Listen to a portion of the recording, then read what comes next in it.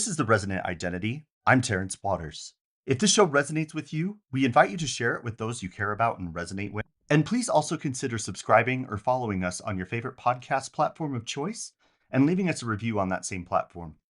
Links to find our podcast and YouTube channel are in the show notes and can also be found at theresonantidentity.com. A quick note before we begin, AI did help us generate this episode, and we personally reviewed it and verified every part of it before publishing. At Fluxline, we believe in responsible, transparent AI usage and take full accountability for everything that we publish. You can learn more at fluxline.pro/legal and click on the option that says Responsible AI Usage. And keep in mind that the Resonant Identity is an educational and reflective framework, and it does not substitute clinical services. If you're navigating significant emotional distress or mental health concerns, please seek support from a qualified professional. And with the legal stuff out of the way, let's go ahead and get started on this week's episode, which is talking about the understanding of implementing our value virtue system and rooting them in what are called drives by utilizing what are called feedback loops, which helps us understand alignment and ensuring that the data that we're bringing in for our lives as we start to define our identity maps to what it is that we're trying to use as we define who we are becoming, and what we stand for. Because what we'll find as we go a little bit more further into this is that feedback loops really do show up in every single area.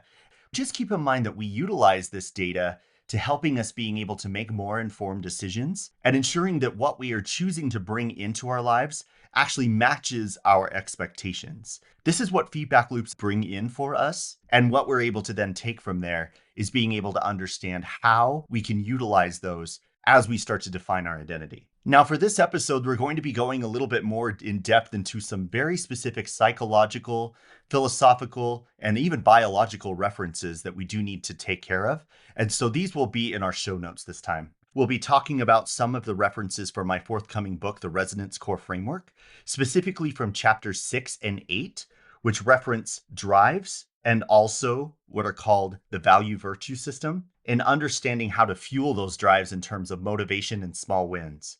We'll also be talking about value virtue ethics and touching about it a little bit more from Aristotle, and understanding feedback loops and their importance in various industries. And then we'll also be talking about some psychological studies that actually bring this all together in terms of forming good habits and also future research directions in helping us understand choices and the consequences that they make. You'll find all of these sources and more in our show notes, and you can also find additional references on our website, theresonantidentity.com. Now, before we get started, I just wanted to give out a shout out to a couple more things just before we get started on a lot of the topics we're discussing today, because this one's going to dive a little deep.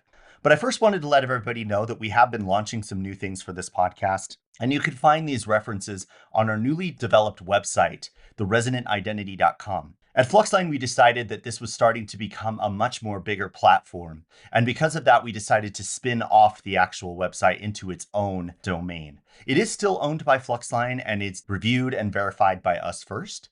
But you can look at that information and actually find all of the resources that we talk about on all of our channels and our episodes. You can find them there and be able to look at additional things that will help you as you start to understand your identity transformation. We've also updated some of our social media channels and also updated some of the areas where you can start to understand shared resonance and community work, which is found on Facebook, Instagram, Blue Sky, X, and many different platforms as well. And you can also view this on YouTube as well, which now is also found at the Resonant Identity. I just wanted to give you that information first before we go further, because we've talked about a lot of topics here. And it really is important that we start cementing a lot of that in our minds as we start to undertake identity alignment and transformation. And so it is a good practice to go back on past episodes, understanding different things about what we talked about in past lessons, our core values, the resonant identity, the resonance core framework, and so on. And so every single episode has a companion episode, blog post, and also an identity challenge. And I recommend that you go through those periodically just to make sure that you're up to speed, because as we dive even deeper, you're going to be expected to know those things. And definitely repetition, especially as we start learning, is very important to help us do that.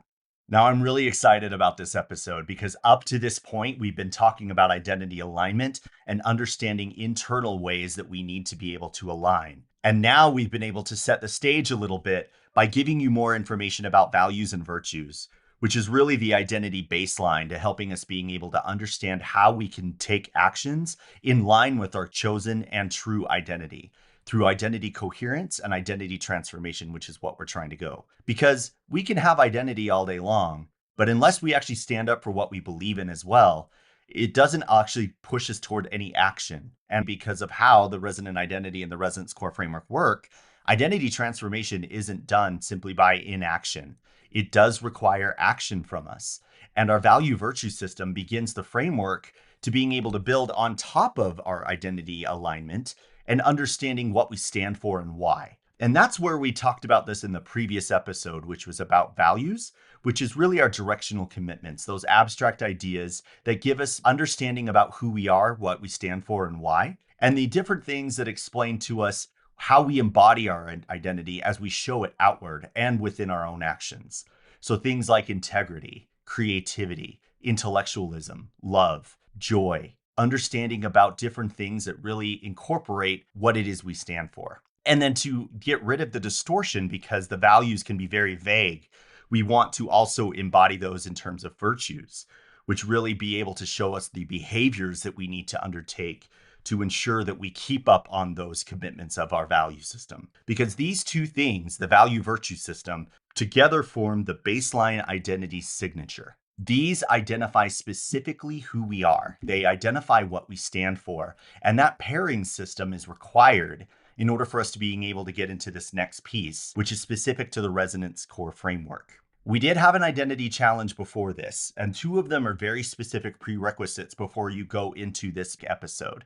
First, identifying who you are, what you stand for, and why, and also understanding your future identity, plus also your value virtue system. Those are necessary because if we don't have those foundational things set, these next steps, what we're going to be talking about in terms of drives, won't mean anything to you because you'll be able to define actions all day long. But if you're not actually resonant with them, they're just going to fall by the wayside. You need to understand specifically who you are. You need to understand why you are choosing identity transformation.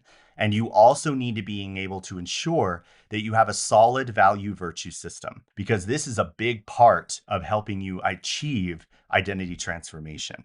But why is that? Because Aristotle even told us so. Because this process that we've established the value virtue system in is in his actual virtue ethics philosophy, which really tells us the practical wisdom, the things that we learn from what it is we do with actions, tell us who we are and tell us how we can become virtuous so that way we do repeatable, aligned actions that actually prove that we are virtuous in understanding our value virtue system. Now, as we'll mention here a little bit later, this doesn't necessarily mean that you're adopting virtue ethics as part of who you are. It just simply is how the resonance core framework and the resonant identity are built from. And what we'll find later in the next episode with guardrails is you'll start to understand a little bit more what that means as you start adopting new ideas in terms of modular precision, what you want and what you don't want. Some of those things that are externalities and other things that you really want to embody as part of who you are, because those things need to be defined first before we start going through this lesson. So if this is the final step, please stop if you have not done that yet. Please go to our website, check out the prior episodes, and ensuring you have your identity defined and your value virtue system. You're listening to The Resonant Identity with Terrence Waters. We'll be right back. This is The Resonant Identity. I'm Terrence Waters. Welcome back. I kind of purposefully put you on a break there, by the way, just to make sure that you actually did what I asked you to do, because this next part is very, very important and is really the accumulation of everything that you have learned up to this point. Your resonance, your identity management, your embodied awareness, your interoception, regulation, understanding your cues, understanding truth and distortion, all of it. Because this point is really the point that you're now going to be able to apply all of those things. I really want you to pay attention to this because this is very important. Because like I said before, identity transformation is not achieved unless we take action. And that's what this episode is about. So, all right, enough of the filler. Let's get started. So I want you to think about this one. What drives you? Why the hell do you get up in the morning every day? What exactly drives you to look at your alarm and push yourself out of the covers, taking a shower, going out and doing something every day, going to work, having a family, being who you are, making decisions. Because here's the actual truth of what it is you do every day. You really have the choice of doing nothing every single day if you actually wanted to. You could stay in bed literally all day long, and there may be some repercussions from that, right? You might lose your job. You could potentially lose your house. You may actually have trouble with your family or whatever else. But the fact of the matter is, you are the one that is making a decision to get out of that damn bed every single day and doing something, whether you're aware of it or not. You decide to take a shower every morning. You decide to go out of bed and decide to go to your job every day. You decide to make that vast purchase with the money that you may or may not have. You decide to keep your family, your spouse, your friends in your life every single day. You decide what you actually want your home to look like. You decide what car you want to drive. You decide how you want to incorporate exercise. You make decisions, whether you're aware of them or not, every single day. So small, so large. And the scary part that I'm about to instill in you right now, every single one of those decisions that you have made up until this point in your life has gotten you to where you are in your life today. That is a scary thing to think about, because truthfully, if you really do think about it, you've made those decisions that have given you the ability for you to feel love. You have made those decisions that have helped you get to this point. You have made decisions to actually decide to continue listening to this podcast and resonating with it. And you have also chosen to take some actions that may or may not be aligned with your identity. Now, by the way, I'm not here to criticize because I do these problems myself. We're all human, right? We all make mistakes. And it's important that we give ourselves and our lives and the people in our lives grace because we screw up. We make decisions that are less than subpar. We regret making that really large decision on that tech toy when we really could have taken that money and saved it to being able to make more money. We could have simply gone to the gym for maybe even 30 minutes and getting a little bit of exercise. But instead, that donut or being able to sit on the couch just sounded so much better. This is just how life works. We make choices that don't necessarily align with who we are, but we also make choices unaware of ourselves that actually embody who we are. And there are even those very small things. You could choose anything you want to. Now, I'm not advocating to throw off your life. Please be careful, of course, and ensuring that you're making valid, aligned decisions in line with your window of choice. But the point that I'm trying to make here drives home and probably is hitting you to your core right now. Every single decision that you have chosen comes with various light, indifferent, or shadow consequences, whether we choose them or not. And many times those consequences are outside of our control, especially when they're good intentioned, because sometimes we just cannot control what life throws at us. But those decisions are the things that make us or break us. And drives, which we're now going to get into from this point, are what make it all happen. So when we talk about a drive, I'm talking about the noun version of a drive, not a verb, not when you're going in your car and deciding to drive your car. I'm talking about an actual drive. What drives you? What drives you to get out of bed? What are the goals that you have that you want in your life? What are those things that actually resonate with you that if you had the choice and no guardrails or externalities involved, what would you have? Most of us would say something like riches. Most of us would say something like a brand new car. We would talk about those external things that we may think will actually make us sound better. We want to being able to sustain a family. And a lot of those could actually come from personal motivations, personal things that actually would give us a better standing. Some of us may actually want a better job. We want to being able to influence the world a little bit more. Those are also good things. And it's not to say that any of these things are good or bad, but it's to say that they are coming from a very specific purpose. They come from our identity. They come from what we are, who we stand for, why, and the things that we stand up for. Those are what are called drives. Directional, repeatable, identity-aligned, virtuous expressions of our identity and our virtue value system. Drives are what drive our value virtue system home. They are aligned with our goals. They are aligned with who we are, what we stand for, and why. They are aligned because they are actions. These are the ways that we express who we are outwardly through the actions that we take. These are the internal motivational forces that we have just innately as part of our nature, that when we take those actions, they push us into motion because they feel good. They feel resonant. They feel like we're accomplishing something.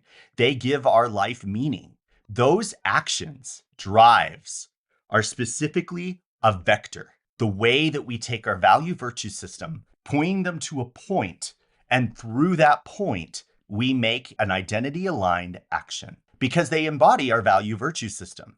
They are defined from where those come from. And this is why I told you that drives cannot be established before you have an identity and your value virtue system, at least on somewhat of a good footing. Because we can make actions all day long. We can make decisions. We can decide to get out of bed. We can decide to hold our money. But the thing is that aligned with who you are? Is that aligned with your value virtue system? Maybe, maybe not. And the thing is, if we don't have those things defined, our actions are not going to transform us. They're not going to get us who we want to become. They're not going to help us every single time in achieving our goals because our identity sets the foundation. The value virtue system gives us the actual tools and the colors, but the drives are what we actually do to action. They are the predetermined, defined why of the meaningful experiences and knowledge that we have about who we are. And by the way, this isn't me just saying this either. Research actually has shown through psychological idea that the salience of choice actually strengthens our independence. It strengthens who we are, our self-perception, and actually our external self-perception of how other people see us. It also shapes our long-term behavior because behavior is the number one predictability of identity and shows how aligned or misaligned someone is in terms of their actions. This is what happens because when you choose your drives, establish them correctly, and make decisions from those actual drives that you are defining, you are literally choosing and embodying your identity. Because when they are aligned and rooted in all of those things, you're already making decisions that you have already defined for yourself. You're just now giving them more shape and less distortion by telling people and the world how you show that and why through your actions, because those are the things that people see on the outside. Those are the things that people judge you by. Your actions more than anything else, rather than simply your thoughts and your ideas, will shape your literal reality and the reality of those people around you. And this is why drives are so crucial, because this is how we embody our identity and our identity coherence. All right, that's good and great and all, right? That's the ideal. It sounds awesome. But what exactly does it mean to define a drive? I'm going to give you a couple of examples that explain it in very simple, easy to understand terms. So let's take my value virtue system. I believe in creativity, futurism, and individuality. Those are three very specific things that I do understand and happen to embody. I believe in creativity because it is something that brings me joy. It is something that gives me light cues because we want to embody things that actually make us feel good. We want those light cues to constantly show up through our expressions and understanding of inner and outer resonance. So for creativity, which of course is just an abstract value, I decide to embody that as a virtue in several virtues: piano playing, understanding about theater, understanding about artistic expression, my podcasting, my writing, my PhD, which actually allows me the ability to also write and talk more about identity alignment. But again, those are just simply categories. They still could be construed in distortion because they can mean different things. When we talk about drives, we try to make them as specific as possible. And then, as we'll see in what's called a minimally viable drive, we then target that down into the smallest form of action that embodies our value virtue system and our drives. So in my case, I have decided to make drives in terms of I choose to be creative every day. I choose to find ways to express my individuality through creativity. I choose to learn more about myself through the creativity that I embody. I choose to become a futuristic person by creating something that no one has ever created before. See the difference? Because now not only am I simply embodying my value virtue system, I'm now overlapping some of them, which you can do that, by the way.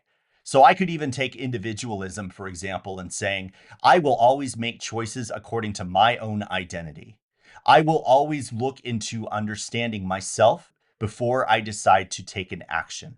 I will always ensure that I am in check with my value virtue system, devoid of what other people think of me. These are drives. All of these are drives, and they are very specific actions that you can take that still give you the ability of embodying who you are and what you stand for. And you can even root them in your goals as well. So, for example, I do believe in health and wellness. That one just happens to be under a category of individualism. Yes, it does simply have a little bit of a different point there, but because we're only limiting our value virtue system to 8, sometimes you need to have that umbrella of what those actual umbrella terms mean. And individualism, I do also believe, requires health. So I make it a point to go to the gym, exercise, make sure I'm getting my sleep, and or stretching at least every single day, while ensuring that I have my correct rest and my nutrition. Those are drives. I really want to be the person that I want to be in terms of my physique, how I show up every day, my mental health, and my emotional health, because I choose those things. I have goals to being a bigger guy, and I actually have achieved that goal through my drives. And I'll explain that a little bit more in our minimal viable drive section, which we'll get to here in a second.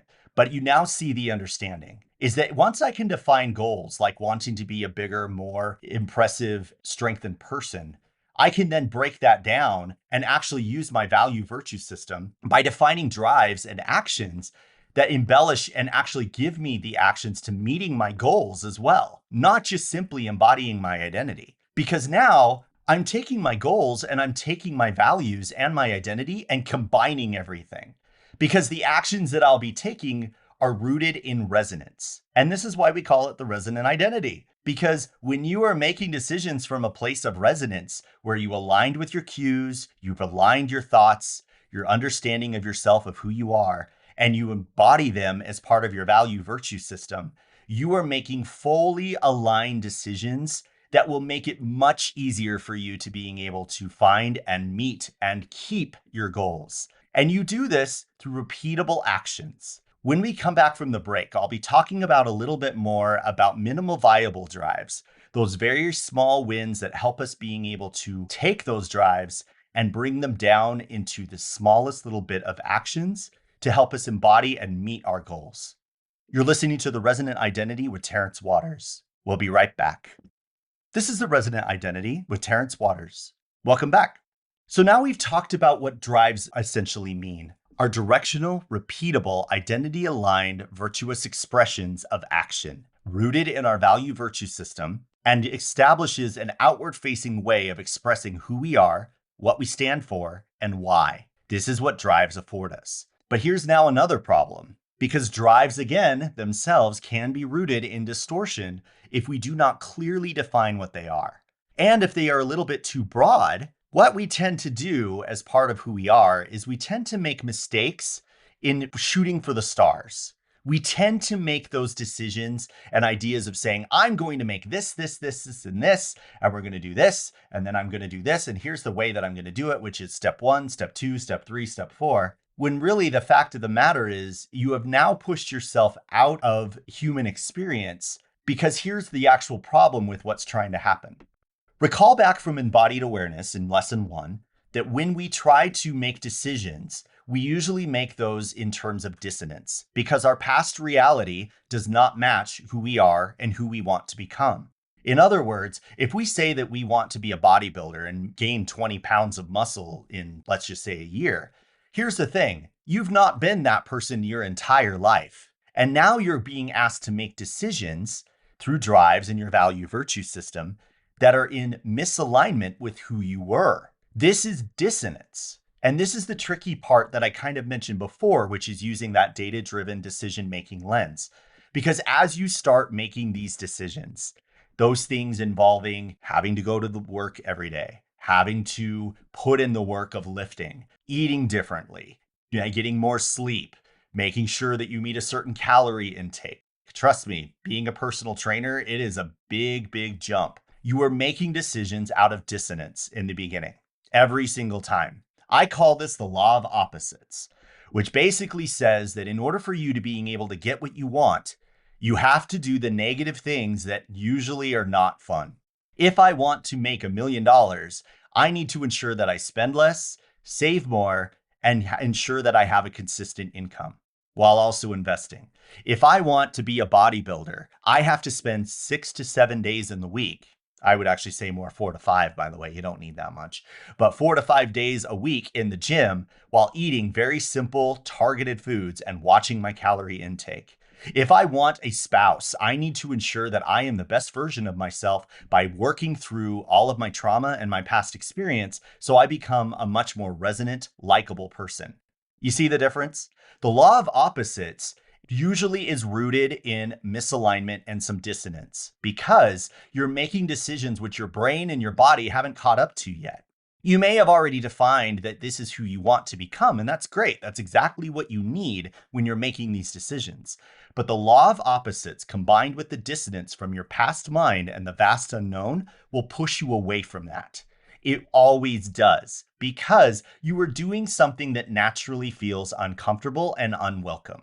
It always makes me laugh when someone says that they want to put in a New Year's resolution to saving more money or wanting to ensure that they keep up on their exercise or wanting to eat better or whatever the case may be. And yeah, those again are great goals to have, and you need to ensure that you have those. I'm not discounting it. But the problem with this is that people usually make these decisions without really truly resonating with them, trying to actually embody if that's actually part of their identity.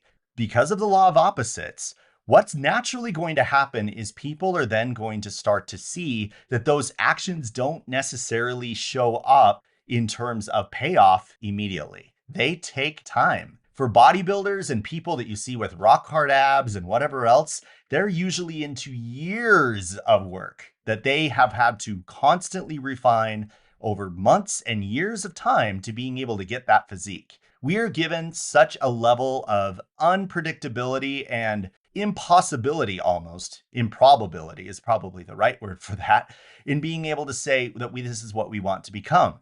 And when people don't see the payoff after week 3, week 4, usually at about mid-February, that's when people start to quit. And that's the reason why. Those decisions and choices of who they want to become are not rooted in who they are.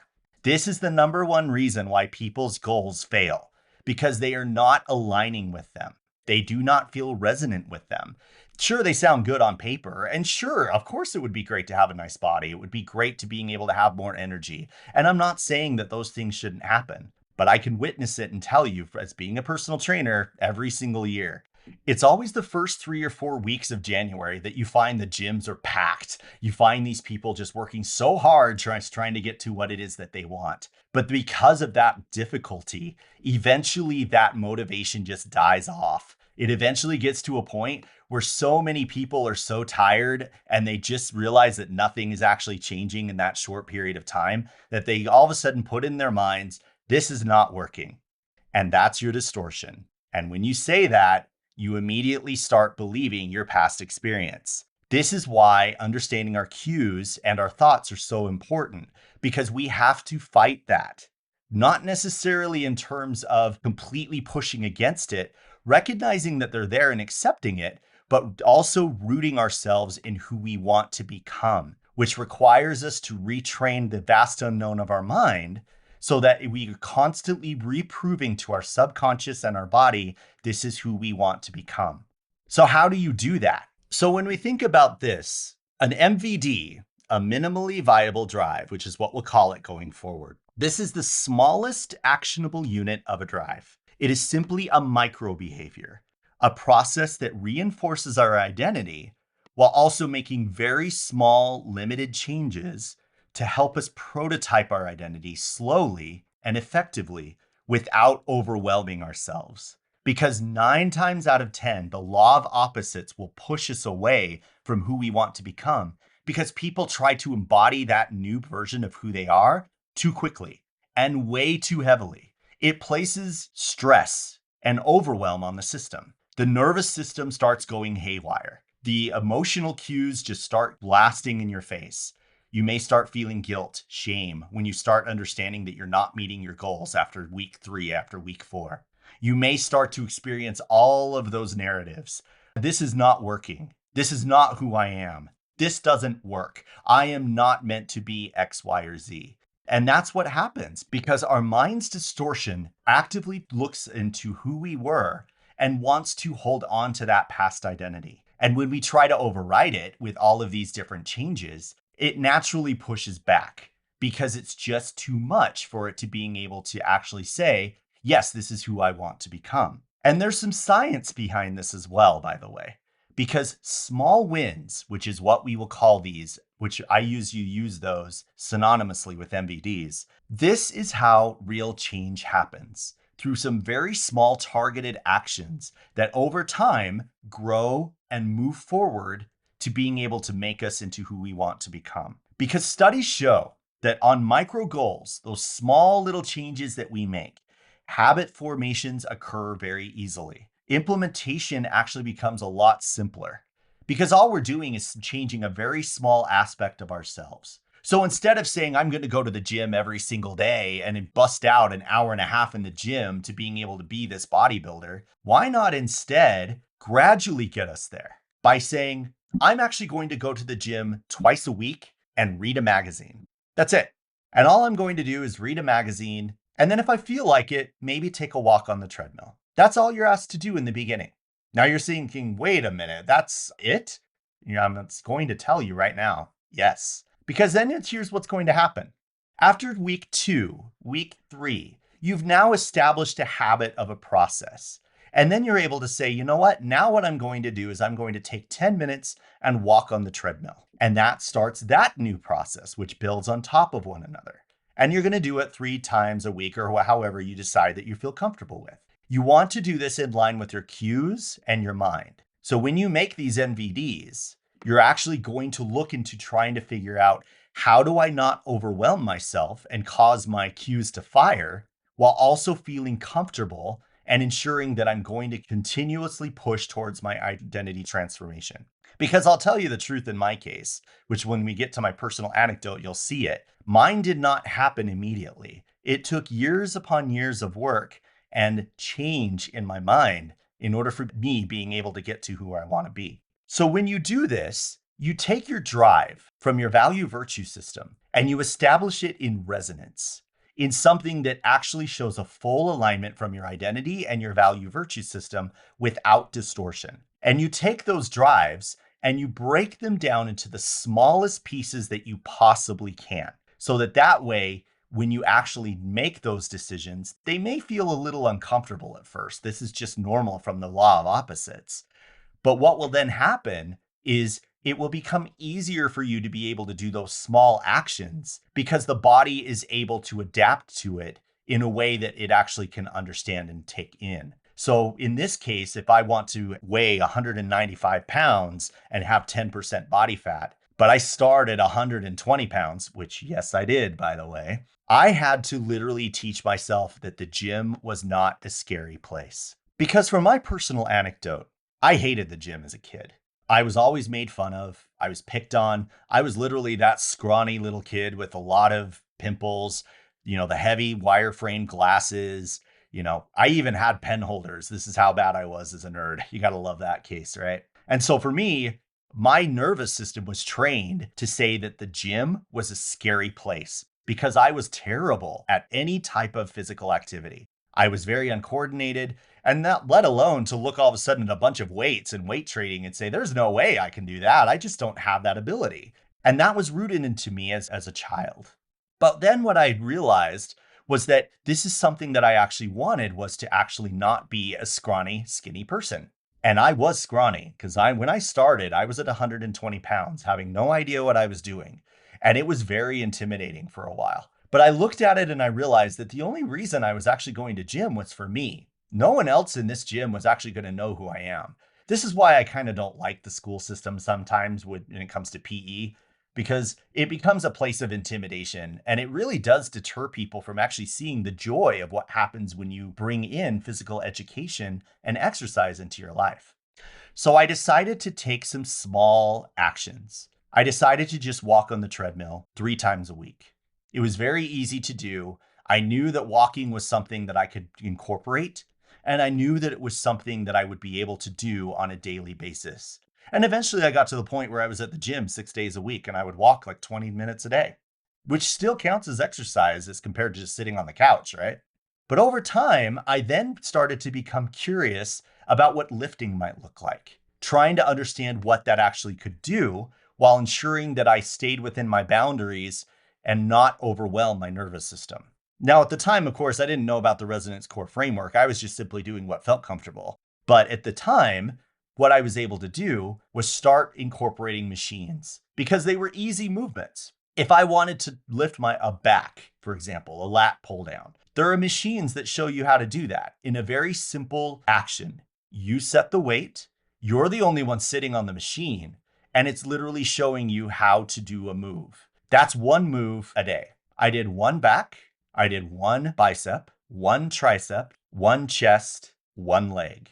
And I didn't do that every single week. I maybe went like twice a week because it was still scary. But over time, what ended up happening was that my muscles started to engage more. My body started understanding what it feels like to exercise. And naturally, because of that momentum that kept going, I wanted to do more because they were small targeted actions. My body did not feel overwhelmed because all I was doing was just simply lifting on a machine.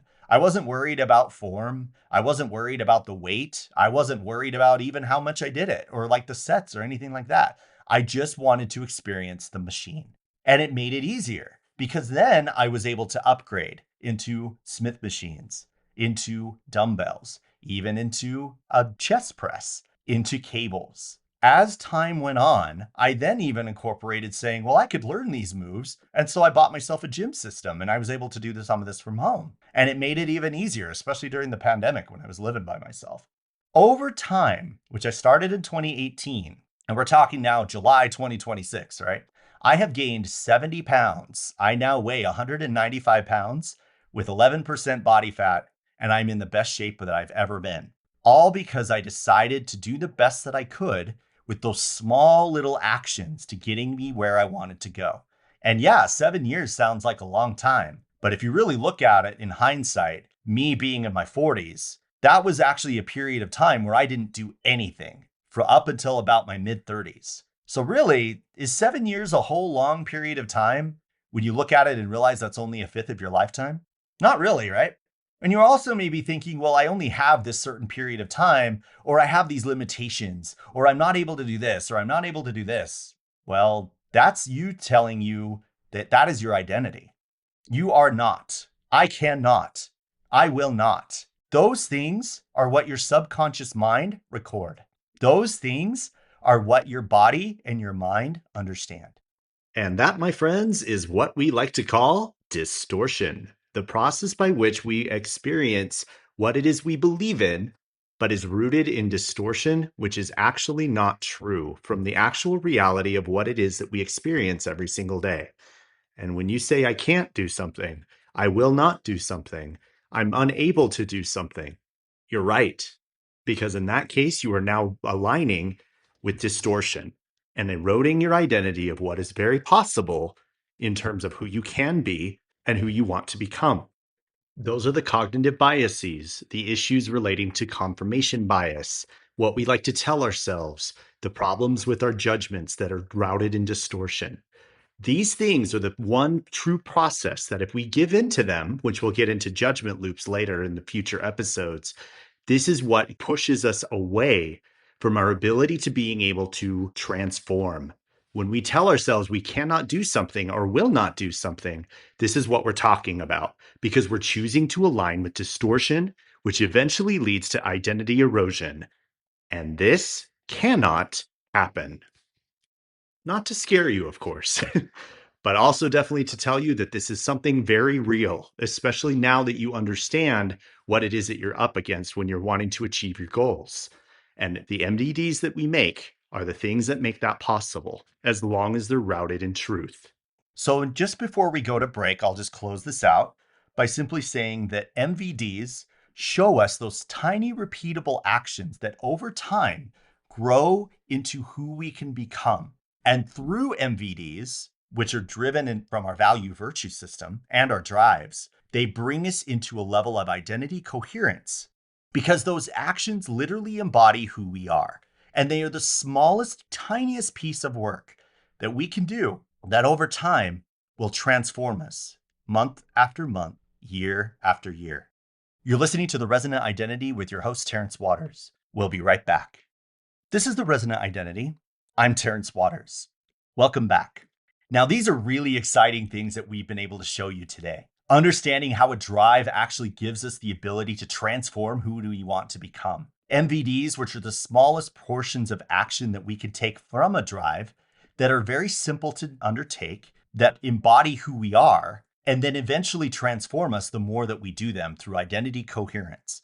Because the more that we take actions from our MVDs and our drive system, we then start to bring identity alignment with them because they resonate with us. They make us feel good. They align with every single part of our being, our cues, our narratives, our bodies, the way that we approach the world, the ways and things that we actually embody and believe in. And why? Because it is an alignment of all of those things. And the more that we do MVDs and ensure that we take actions on them, the more identity coherent we become over time because we are choosing to align with our identity. But now we need to shift some gears here a little bit because this sounds great and all, but how do we know that an actual drive is aligned, aside from understanding resonance and so on? And this, my friends, is where we're going to introduce to you one of the greatest, wonderful things that you will ever experience in terms of understanding decision making. And these are called feedback loops. Now, what a feedback loop does is it gives us the ability of understanding data and being able to see whether something actually is viable or not. It actually gives us information to being able to see if something really resonates with us and why. Feedback loops are used in all sorts of different industries. They are used in construction areas, software engineering, agriculture, architecture, understanding things from a healthcare perspective. So many different areas because feedback loops are used to help us analyze and interpret data. They are the means by which we can look into any specific input that we give it and validate it if it's something that is viable or not. Because we use this for stability, improvement, and alignment. Because a feedback loop simply allows us to take any data-driven decision point, run it through this actual loop that is defined, and evaluate its results to ensure that it actually matches our expectations. For example, when someone is undergoing a science experiment and they're trying to understand whether a vaccine or something like that actually is viable, they go through a feedback loop by starting an actual controlled experiment, working through processes that are defined in that experiment from step-by-step instructions, and evaluating the results. And if those events and those results show positive, we can then show literally through data that the thing that we are believing in is true and is rooted in truth. And conversely, if we go through a feedback loop of something that we want to resonate with and we don't get the results back from what it is that we're trying to experience, and those results aren't actually showing the expectations of what we wanted from them, we can know from that point that they're rooted in distortion. And we can choose to drop them or refine them as we want to. And feedback loops are not just simply a one-time thing. They can be repeatable because when they are established properly, we can put anything into them within its specific parameters, run its different step-by-step instructions, and evaluate the information that it's given back to us. This is used so many times in so many different areas. But now we're going to take feedback loops and incorporate them into the resonant identity and the resonance core framework. This is what makes the framework so awesome, is that not only are we just simply giving you psychological and philosophical references based in science and technology, we're also giving you a framework to being able to prove it for yourself. This is what a feedback loop does, because we can give you a framework all we want to, but the thing is, we can't predict how that's going to apply to your life. We can't predict specifically, does this actually make sense for you? Because individual identity transformation and definition is just that. It's human to human specific. That's why the resonant core identity is data-driven and it is human-centered because resonance comes from humans. It comes from the systems of which humans are a part of. And in order for this to being able to work, you have to be able to prove that you are resonant with something, not just simply saying that you are. Because we could say that we're resonant with anything that we want to, that we believe and value something, that we are going to make it actions according to our true and chosen identity. That's great. But did you prove to yourself that this is your true and chosen identity? Does the data support that you are actually aligned with who you are? That is why we always focus on data-driven decision making, because these are the mechanisms that show us who we are and prove to us that we are aligned. And here's the best part that I'm about to blow your mind with. You've already been using feedback loops in the resonant identity. You know that resonance test that we talked about? Trying to understand our different cues, the ways of our narratives, trying to understand who we are and what we stand for, and understanding if we're resonant with it or not. That's a feedback loop. We are taking a data-driven piece, whether that be a somatic cue, a narrative, a value, a virtue, some of the negative or indifferent cues that we experience, all of those things.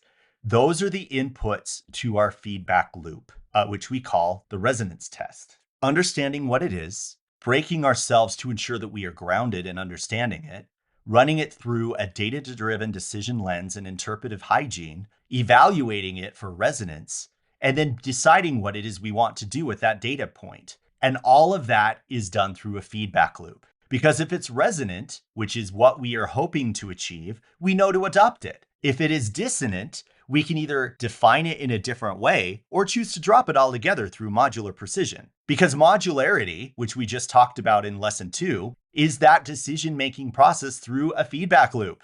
A feedback loop gives us the empowerment to say this is what we want to resonate with or not, because we run those data points through our resonance test to evaluate them for resonance or dissonance, because we want to ensure that everything that we experience and the data-driven decisions that we have actually resonate with us, because those are the decisions that incorporate identity coherence and identity alignment. Did I just blow your mind?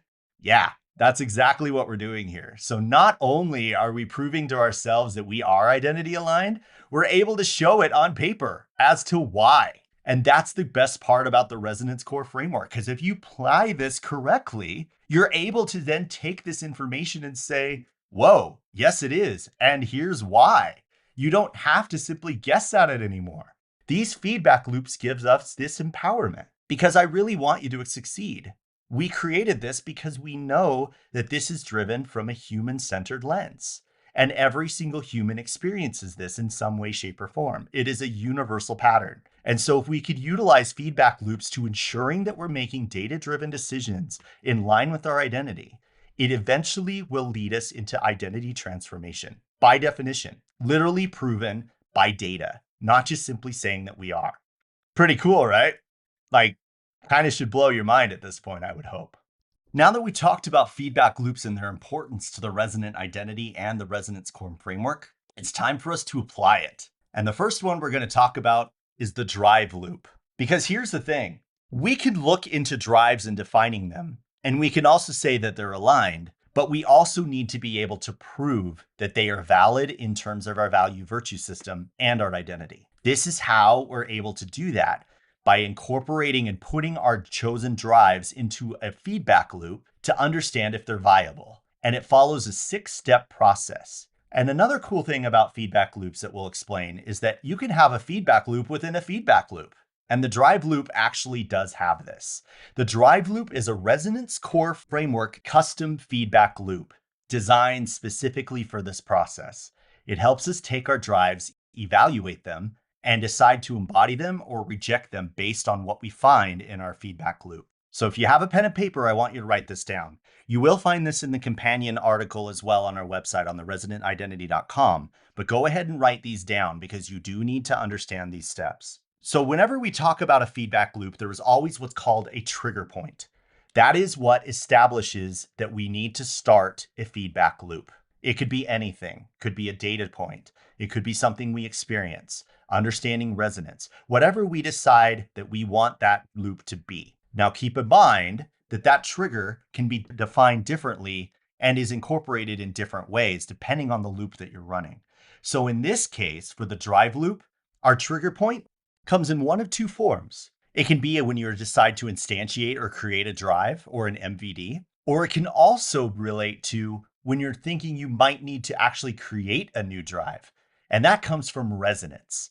So when we're talking about the inflection point, the starting point from which the trigger is initiated, this either comes from resonance, a drive being made, or an MVD being made.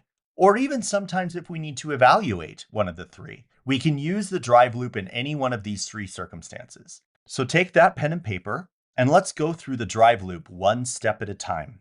So the first step that you'll work through is what's called the spark step. This is known as resonance.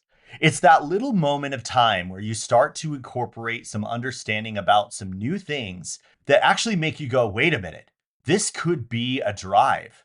I'm realizing that I'm resonating with this decision. And it is that little moment of insight, that aha moment that actually kind of just makes you want to stop and say, this is something I resonate with. I really enjoy this. It also can be that starting point or trigger when you create a drive, the spark that says, this is the drive that I want to incorporate.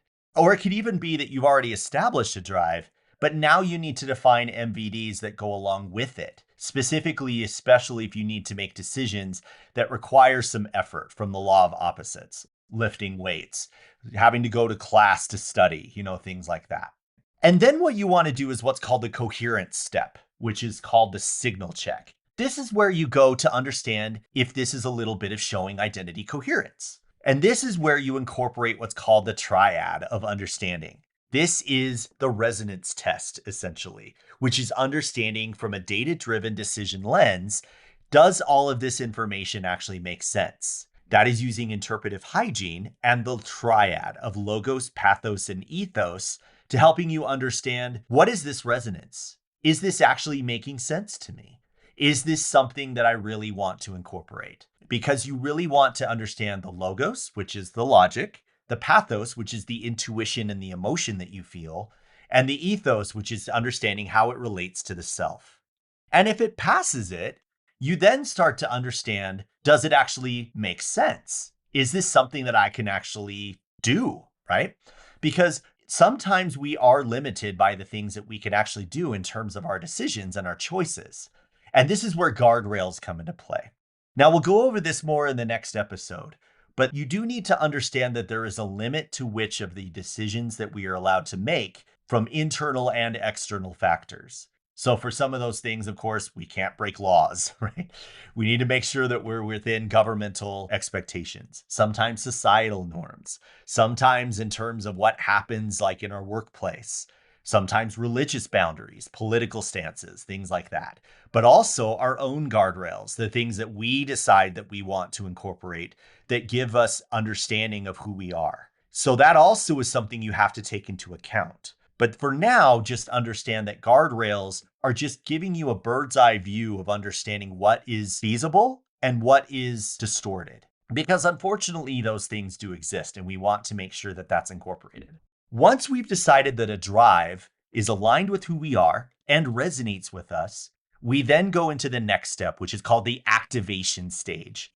We then want to incorporate that action. We want to incorporate and actually perform our drive or our MVD. And then from that point, once we've activated it, we then want to understand the alignment. And this brings in our own loop of feedback, which we'll get to after the break. But for now, just understand that after you have activated and then determined that you are aligned with everything, you then choose what you want to do with the drive at that point. Does it actually resonate with you? Is it something that actually makes sense? Is it something that made you feel like cues? Did you feel resonant with it?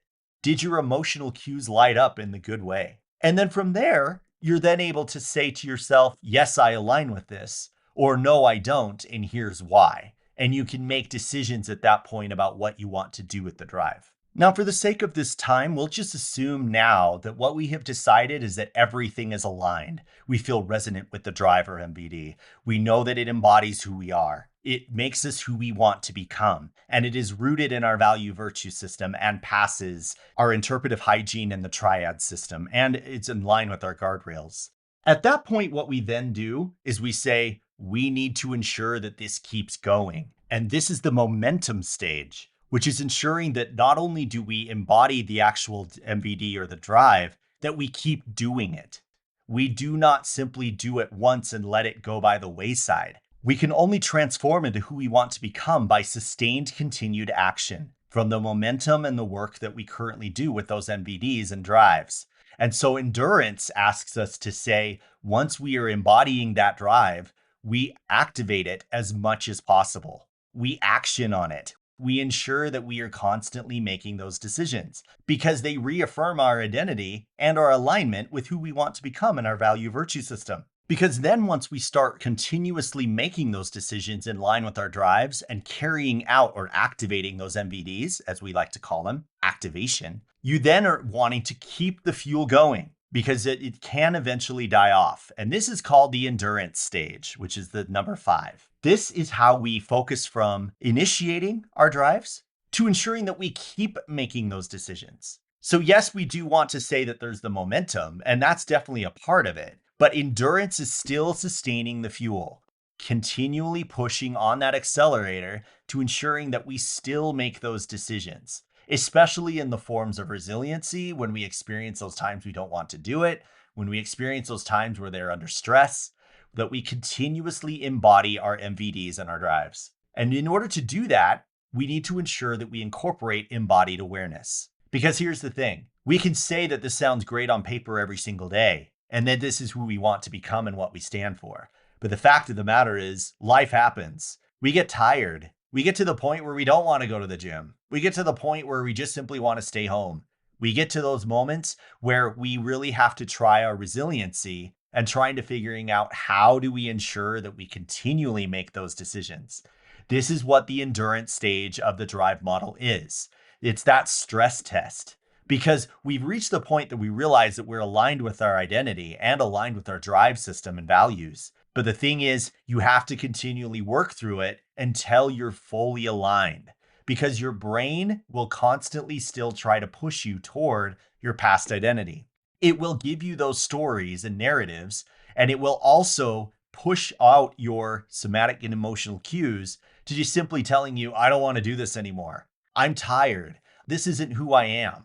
I actually am this person. This isn't working. You're going to feel those cues. You're going to think those narratives because unfortunately, you have to push through the endurance stage in order to being able to transform. Because eventually what that does is it then expand, which is the final step of the loop, which is our identity evolution. Because as we continue running the drive model and ensuring that we continually make those decisions from our drives, it then becomes easier over time because our value system becomes part of who we are. Our mind then starts to chart that down as our current identity and starts to forget our past identity. Because over time, that identity evolution literally does that. It changes us, which is the coolest part about all this.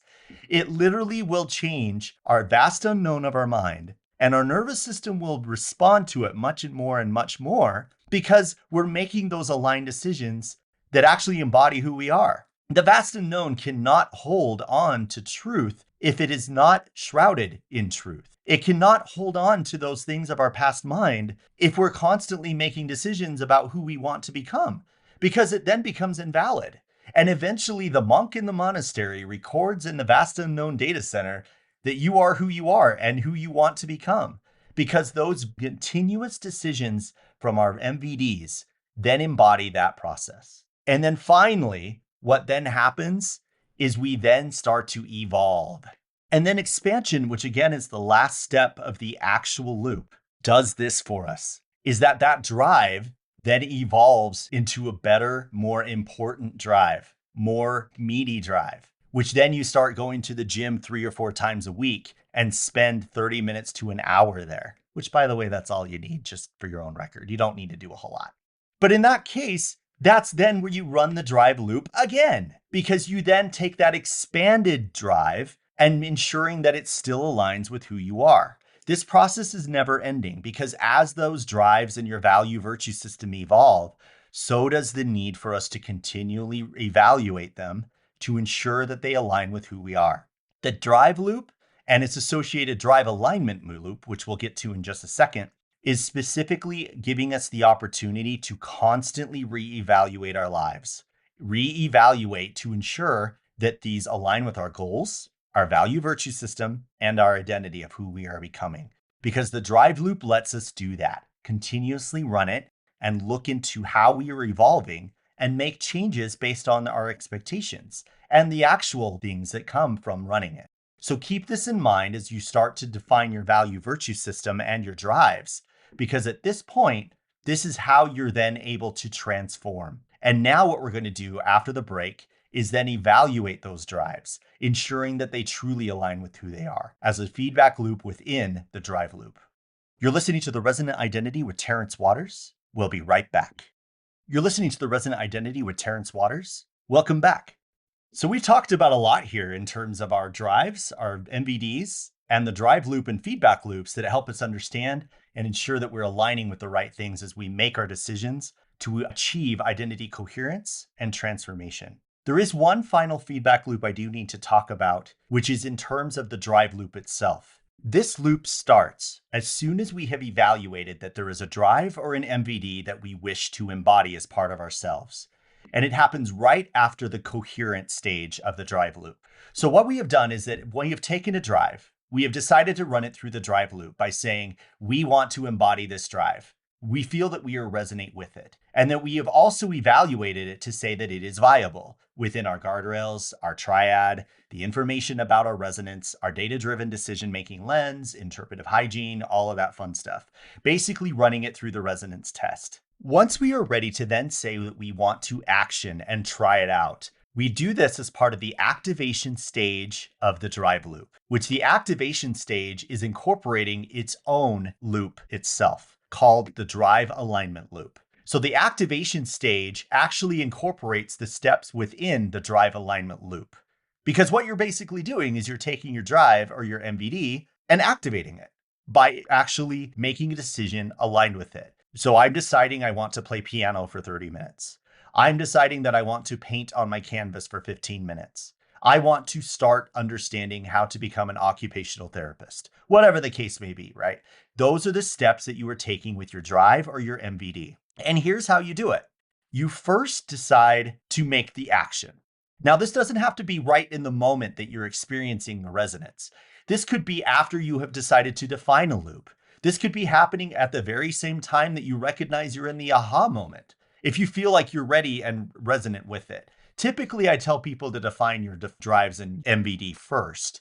But if you do decide that you want to do it in the same moment, don't feel like you have to do it in any given shape or form. Just whatever feels comfortable and resonant with you. After you have actually taken the action, you have made the decision, you have decided to instantiate an action and activate your drive or MVD. This is where you run the drive alignment loop. You first ask yourself the alignment stage, which is step 1.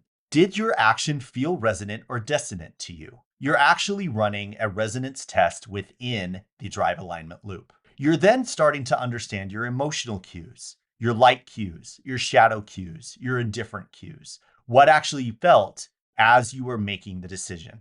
You then go in and try to understand embodiment, which is understanding what did your body tell you? What specific somatic cues did you experience, if anything?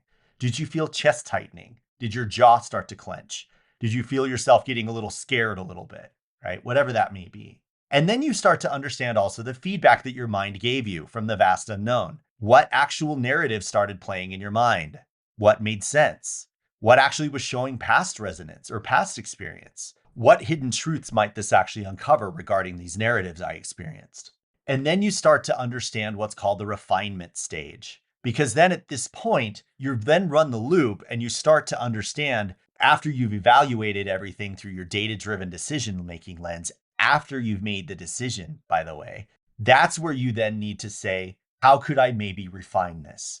How could I maybe make it more resonant with myself so that it becomes a little bit less daunting? Because most of the time when you experience that dissonance, you usually are making a decision that is aligned with who you are and who you want to become, but they usually are routed in distortion or dissonance because they come from your past reality. And so if they actually start to invoke some of those scary cues, maybe what you need to do is refine it a little bit. Maybe make it a little bit less daunting. Maybe target it a little bit more into an MVD. Instead of saying, I'm going to walk on the treadmill every 30 minutes every single day, maybe instead you just refine it to say, well, you know what? What I'm going to do is I'm going to walk just outside twice a week, something even smaller, and see how that works. Because what's happening is your nervous system and your mind are starting to push against it because you're doing a little bit too much in terms of your identity management. And that's okay, by the way. That's not to say that you should completely abandon it, but it's to give you that empowerment to being able to say, you know, this is too much. Let's bring it down a little bit. Or maybe this isn't resonant at all. Maybe all of a sudden you realize that this decision just really did not actually live up to what you thought it would be. Because then what you do after you refined it and understanding some of those different things, you then come to a decision-making point. This is the last step, which is then understanding what you want to do with the knowledge you've received in that refinement stage. If it is fully resonant with you, you're not experiencing any shadow cues, you feel resonant with it, your narratives seem to be aligned, you understand that it is part of your value virtue system, you then know that that drive is worth keeping. And you get out of the drive alignment loop and move forward in the drive loop.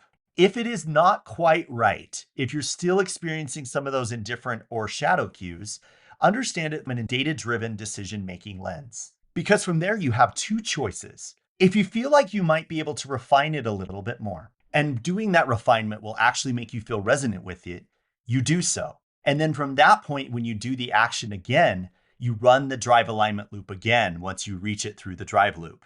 If you, however, you start noticing that this just is not resonating with you at all, you have your permission to go ahead and drop it because you're realizing that there's just no way that it's going to actually work. So as you can start to see, a lot of your drives will actually remain in the drive alignment loop multiple times. And it is okay to run it multiple times until you get it right. There's no harm in being able to understand what makes sense, what resonates, or what is dissonant, because you want to ensure that you get your drives and MVDs correct. Because as you make those decisions, they're repeatable. Because once you understand that something is fully resonant, you don't have to question it again. You can simply look at it and say, if the time calls for it and you want to make that decision, you do it because you have run it completely through two loops, not just one. You've run it through two loops of understanding to really being able to prove to yourself, yeah, this is an action I need to do as much as I possibly can because it resonates with you, because it's going to transform you into who you want to become. And so it's important that you understand when you do that activation that you use the drive alignment loop to validate it, to just making sure that everything aligns with who you are and who you are becoming. And then eventually, as your identity starts to evolve, your drives will as well. And so you still use the drive loop and the drive alignment loop to ensuring that those evolved drives still align with who you are and refining them as necessary. You're listening to The Resonant Identity with your host, Terrence Waters. We'll be right back. This is The Resonant Identity with Terrence Waters. Welcome back. Now, before we go into the 7-day challenge, I just want to give you a little bit of a preview of the next lesson, which is going to be talking about guardrails and understanding what's called the DII and your journaling processes. So what we do is when we are evaluating a lot of these things, we utilize journaling to helping us understand a little bit more about the decisions that we're making in raw data. Because as we said before, we make our decisions from a data-driven decision-making lens, trying to understand things from a raw data understanding. This is what the DII and the journaling processes do for us. The DII in the Resonance Core Framework is a scoring mechanism, which stands for the Decision Integrity Index. This is your self-scoring process, which helps you specifically understand how your decisions are truly aligning with and embodying your identity transformation. We'll go through it a lot more in the next episode, but just for now, please understand that as we're evaluating our drives and our MVDs, we're going to start scoring those decisions as well and documenting in our journals through daily rituals of journaling to helping us understand if we actually are aligned through a data-driven decision-making lens. That's the fun part here. So as you're starting to define your drives, your value virtue system, establishing your guardrails, which we'll also do next episode, keep in mind that we also want to prove to ourselves that we are aligned. And journaling and the DII do this. So get ready to being able to ensure that you have these defined as you go through the 7-day challenge, because this is necessary for your identity alignment. So for the 7-day challenge, which will be the end of this episode, we're now going to go through the drive loop challenge, which is why I asked you to write down the drive loop and the drive alignment loop for your process. Please also utilize the companion article on the resonantidentity.com, which will also help you with this process since it is specific to the Resonance core framework. You'll also need your value virtue system, which you defined in the previous identity challenge. And you'll also need your identity alignment, which is ensuring that you're making drives in line with both of them. This is why I said this is a prerequisite, because these drives must be aligned in both of those in order for them to be sustained. So what you're going to do is on day 1, you're going to take your 8 core values and your virtues that you've defined. And I want you to write 1 or 2 drives with each and every single one of them attached to the virtues. Just something that just comes out of your mind if you're able to. You may not be able to get all of them all at once, and that's okay, by the way, because drives have to be instantiated. They have to be created. They have to be figured out, and those take time and sometimes life experience and more knowledge as you start to move along. So even if you're not able to get all of them, at least you're able to get a starting point to get the feel for how it works. Because what you're going to do is you're going to take those drives first defined, and you're going to choose 1 or 2 of them at most. Because remember, we're doing small micro transactions, small actions to ensure that we're defining our identity. And this is a continuous process. So I would hold on to this identity alignment process as well, the 7-day challenge, because you're going to utilize it over and over again. In day 1, what I want you to do is after you have defined those drives, I then want you to take 1 or 2 core drives and I want you to identify them. And then what I want you to do is to take 1 small action from each drive that you can do now to embody that drive. So if you have decided, let's just say, I'm going to ensure that I become very strong and healthy in my work because I value embodiment. An MVD that might be aligned with that is saying, I'm going to ensure that I eat 3 healthy meals every day while having 1 day as a cheat day. Or maybe you make it even simpler, whatever actually resonates with you. It doesn't have to be accurate the first time, because what you're going to find is that you're going to be refining these through the loops that we're about to go through. What I then want you to do is take 1 of those MVDs, just 1. I don't want you to do all of them at once because it becomes too much. But I want you to go ahead and activate the drive loop with that MVD. And you do this by first saying, this is something that resonated with you. This is the spark that you felt in step 1. This is the coherence that you understood in step 2 with that MVD. You looked at it from a resonance test lens. You looked at it and understood specifically how it embodies who you are. And you understand why. But now I want you to activate it. And in order to do that, you need to simply find the time frame where you can actually take an action with that MVD. And then what I want you to do while you're in that activation loop, I want you to start to notice your experiences. How do you feel? What's happening in your mind? What's happening in your body? Is something coming up that just doesn't seem to make sense? Are you experiencing light cues, indifferent cues, shadow cues? You don't have to write them down in that moment, but what we're going to do is we're going to run it through the drive alignment loop to being able to evaluate all of those things. If you need to write them down, go ahead, but try to actually experience them in the moment. Don't relish in them, but just notice that they're there.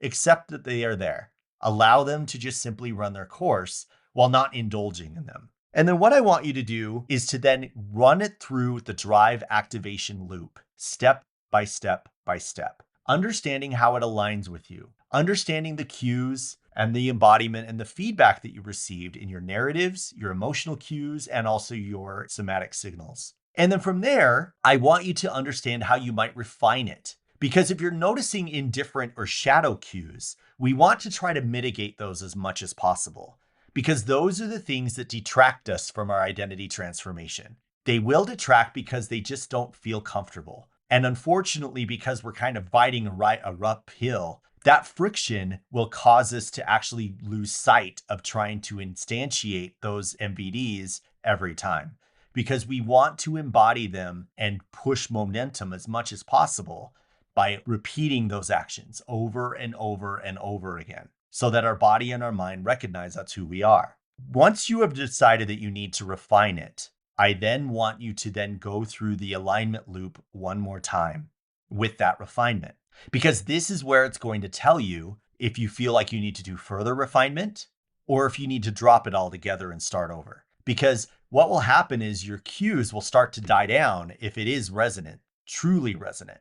The dissonance is normal. Again, remember that this comes from the past experience of our minds and our body. But as you start refining it to making it a little bit easier to digest, your cues will start to die down. They may still be a little misaligned and you may still experience some dissonance. But if it truly incorporates who you want to become, the MVD is how you ensure that you're removing those cues by saying, instead of running, let's say 5 days a week, maybe I'm just going to walk on the treadmill twice a week. Something very small so that your body and your nervous system are not firing all cylinders trying to prevent you from saying that it's something completely misaligned. Because then once you do that, you're then going to start to notice how your resonance starts to incorporate more and more. It won't happen, of course, in the first 7 days, but you will start to notice that in activating your actual MVD, you're going to naturally start feeling good. You're going to experience those light cues that show you that you are resonant in your action.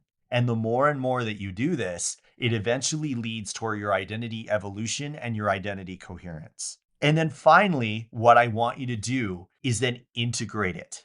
I want you to start understanding how you might reflect on what happened before you defined the MVD, as you started defining it and then embodying it, and then how you felt afterward. This may or may not necessarily result in a large transformation. Again, it's only 7 days, but this is setting you up for the process of the DII scoring and journaling. And what I want you to reflect on from the past week from using it are on these questions. What specifically changed for you? Which of those drives actually now feel stronger now that you've actually incorporated them and started to activate them? What in your value virtue system seems more clear? What specifically actually you may want to just drop a little bit? And what feedback patterns emerged? What did you notice that in your mind or in your heart that actually started showing you light cues or shadow cues? And where did they come from? And why might they have shown up there? Because what you're going to be doing in the next episode is we're going to be talking about how to activate this every day using the DII scoring system and our journaling practices. Because this is what make our drives feel real. And this is what enforces our value virtue system through how we are experiencing them and how our mind and our body are actually activating them in terms of our cues, our narratives, and what we're writing about as we journal. And finally, what I'll just say before we close, your value system, again, are the colors on your palette. The virtues are the tools that are there, your paintbrushes, your sponges, your fan brushes, that allow you the ability to paint on your canvas. But it's only through drives that give us the power to pick up these tools, select our colors, and paint on the canvas, even if we make mistakes, to being able to show the world who we are, what we stand for, and why. And with that, we'll close this episode. Thanks for listening. If this episode resonated with you, I just invite you to subscribe, review, and like it on your favorite podcast service or YouTube. It does help us get the word out. And you can also find the Resonant Identity on anywhere you can find your podcast or YouTube, Spreaker, Spotify, Apple Podcasts, and so on. You can also find us in social media and show notes. You can also find us on our website at theresonantidentity.com. You're also welcome to drop us a line at mail@theresonantidentity.com, which you can also find on the site. Your feedback for us shapes future episodes and really helps us ensure that we're getting the word out to other people. Again, thanks for listening and have fun, be safe, know who you are and what you stand for, and make choices aligned with your true and chosen identity, aligned with your drive, value, virtue system. Stay safe out there.